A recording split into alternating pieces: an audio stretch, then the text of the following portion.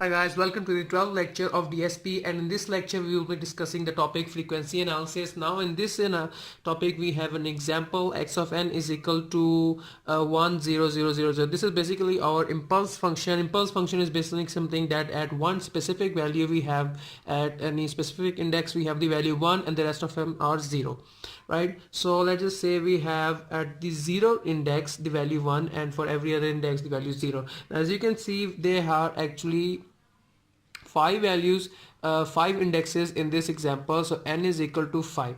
Now if we were to divide this by 2, we would obtain a fraction value 5 by 2, or further simplifying it would give us 2.5. Now we cannot divide any odd number into evens or odd based on the value of a fraction, because we take the value whole values digits, whole value digits, not the fraction values. So we cannot take any odd number, we would just take the value that goes with 2 power n. For example, if we are taking 3 bits, so we will in this example we have taken the 3 bits, so 2 power 3, that is equal to 8, and when that divided by 2 results in 4. So yes, we have 4 even and odd points, right? So just as we did in the radix 2 method, we have our output bits from 0 to 7, right? We have listed them with different bits, 0 1 2 3 4 5 6 7, and we have taken an example where we have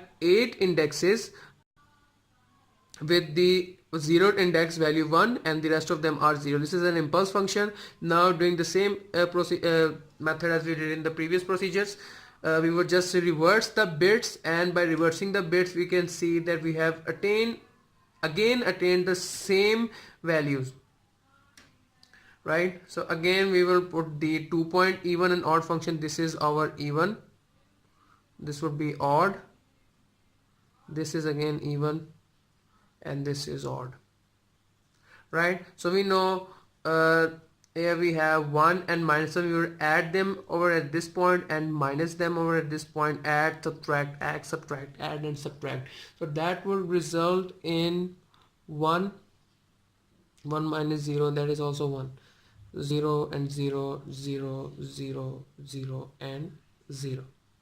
Right, now for the 4 point even function and 4 point odd function, we would apply the same formula that we were applying in the previous lectures, that is x of k is equal to e of k plus w of n of k o of k, right? So we have e of 0 over here 1 plus n w of 4 0, which is also 1, into o of 0, and o of 0 is 0. So we would have 1 plus 1 into 0 0, 1 plus 0, that is equal to 1. Again we will have something 1 1 1 by further simplifying them we would have 0 0 0 and 0. And now for the 8 point value, for our final result, we will obtain the results 1 1 1 1 1 1 1 and 1. How did we obtain all of these 1? Because simply we would see that we have e of 0 1 plus 8. Now whatever the value of, let's just say for a general description, we'll say w of n of k. Now whatever would be the value of odd here, we can see that every value of odd results in 0. So we would have a 0 over here. So whatever would we multiply our odd function with, we would attain a value 0, and then again we would have the value of 1 throughout the whole function, right? So this is an example when we took x of n is equal to 1 0 0 0 0 0 0 0. Now we will take another impulse function, but the value of 1 would be at the 1 index and the rest of them would be 0, right? So we would just plot them over this diagram. Now for the second example, I have written the values with the opposite color. Now for the second value we have 0 1 0 0 0 0 0 0, the blue part, and when we reverse the bits we will obtain 0, the black written values 0 0 0 0 1 0 0 0. Again applying the 2-bit even function and odd function, we would have 0 plus 0, that is 0, 0 minus 0 is 0, again 0 and 0, 1 plus 0, that is 1, 1 minus 0, that is also 1, and 0 0. This is our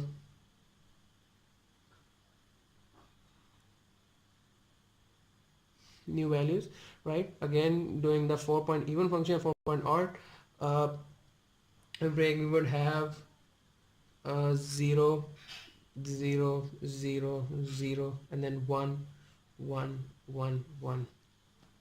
Right now for the 8-point function, we know that for e of 0 is 0 plus w of 8 0, that is 1 into with the order of 0, that is 1.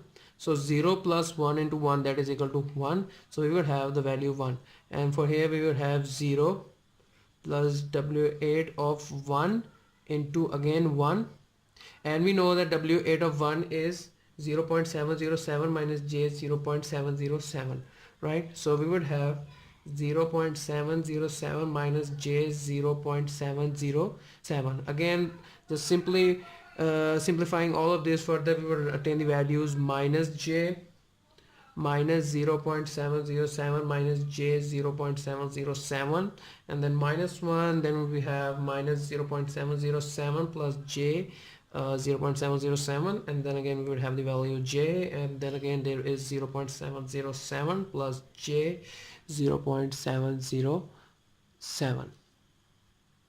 Now as a calculator from the result, we can see that after shifting the value 1 point further into an index 1, the result has been shifted by the value 1. If I were to shift this 1 by an index 2, let's just say this 1 was here or here or here, we would again in our exponential graph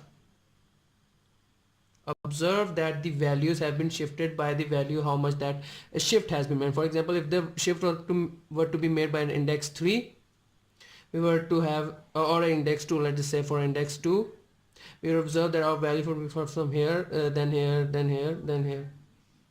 We will have the value shifted with the value of 2 if we were to shift. So that is our frequency analysis. Now let's move over to the sampling theorem.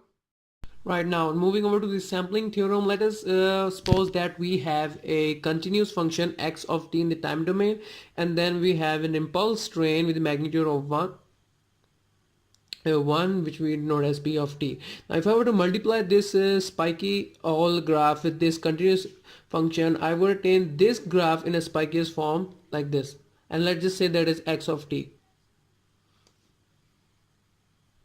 Now here I have a function which way I have the DC component value over here. This is the maximum frequency from minus W8 to W8. I have the total bandwidth, and this is the conjugate of this whole function. If the inverse of this function at this part of the axis, I have the conjugate of this function. Now I want to calculate this response in the frequency domain. X of t in frequency domain, I will use the formula x of s in the frequency domain is equal to 1 over 2 pi xc of omega into p of w, which is in the impulse train in the frequency domain.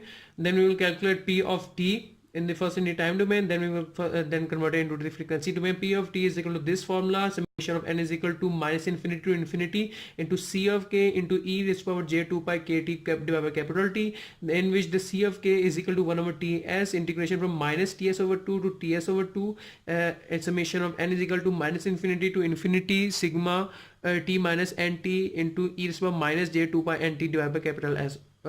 T of s. Now if I were to put n is equal to 0 in this whole equation, I would attain sigma is equal to t, we know that is equal to 1, and if you have to integrate it from minus ts over 2 to ts over 2, I would again attain the value of 1, which will multiply by 1 over ts would ultimately result in the value of ck, that is equal to 1 over ts. Now when we put the value of ck in this equation p of t, I would attain the value of p of t, that is equal to 1 over ts into summation of n is equal to minus infinity to infinity into e raised to power j 2 pi kt divided by capital T. Now converting it into the frequency domain, we will use the formula 1 over ts into summation of n is equal to minus infinity to infinity 2 pi sigma omega minus k 2 pi over ts. Now we would use this put this formula of p of the impulse in the frequency domain into our equation 1, and equation 1 further implies that x of s omega is equal to 1 over 2 pi x c of omega